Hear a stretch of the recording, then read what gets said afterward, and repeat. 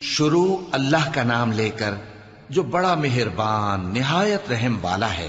اے چادر میں لپٹنے والے، اٹھو، اب خبردار کرنے لگو اور اپنے پروردگار کی بڑائی بیان کرو اور اپنے کپڑے پاک رکھو اور شرک کی گندگی سے تو الگ ہی رہو، اور اس نیت سے احسان نہ کرو کہ اس سے زیادہ کے خواہاں ہو، اور اپنے پروردگار کی خاطر صبر کرتے رہو۔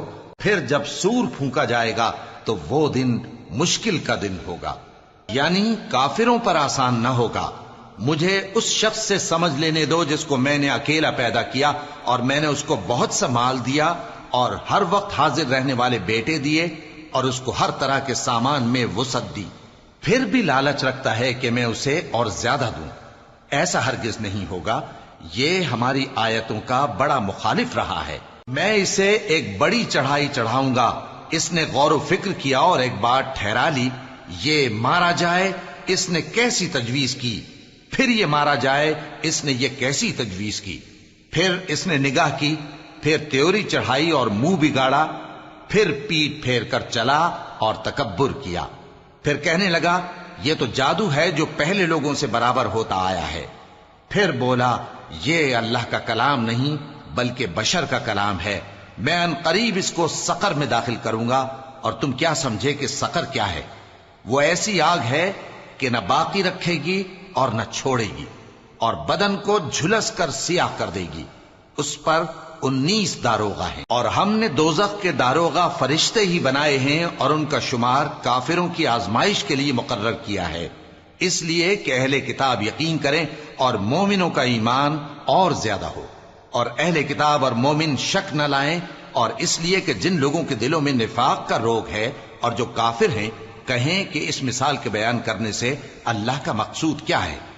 اسی طرح اللہ جس کو چاہتا ہے گمراہ رہنے دیتا ہے اور جس کو چاہتا ہے ہدایت دیتا ہے، اور تمہارے پروردگار کے لشکروں کو اس کے سوا کوئی نہیں جانتا، اور یہ قرآن تو بنی آدم کے لیے نصیحت ہے۔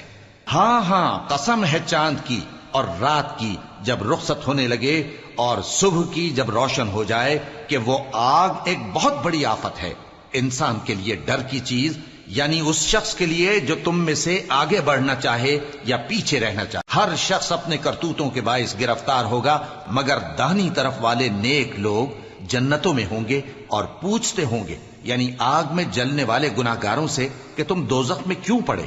وہ جواب دیں گے کہ ہم نمازیوں میں شامل نہ ہوئے، اور نہ ہم فقیروں کو کھانا کھلاتے تھے، اور ہم بحث کرنے والوں کے ساتھ مل کر بحث کرتے تھے، اور روز جزا کو جھٹلاتے تھے، یہاں تک کہ ہمیں موت آ گئی۔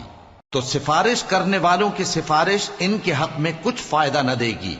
ان کو کیا ہوا ہے کہ نصیحت سے روگرداں ہو رہے ہیں، گویا گدھے ہیں کہ بدک جاتے ہیں جو شیر سے ڈر کر بھاگ جاتے ہیں۔ اصل یہ ہے کہ ان میں سے ہر شخص یہ چاہتا ہے کہ اس کے پاس کھلی ہوئی کتاب آئے، ایسا ہرگز نہیں ہوگا۔ حقیقت یہ ہے کہ ان کو آخرت کا خوف ہی نہیں۔ کچھ شک نہیں کہ یہ قرآن نصیحت ہے، تو جو چاہے اسے یاد رکھے، اور یاد بھی تبھی رکھیں گے جب اللہ چاہے۔ وہی اس لائق ہے کہ اس سے ڈرا جائے، اور وہی معاف کرنے والا ہے۔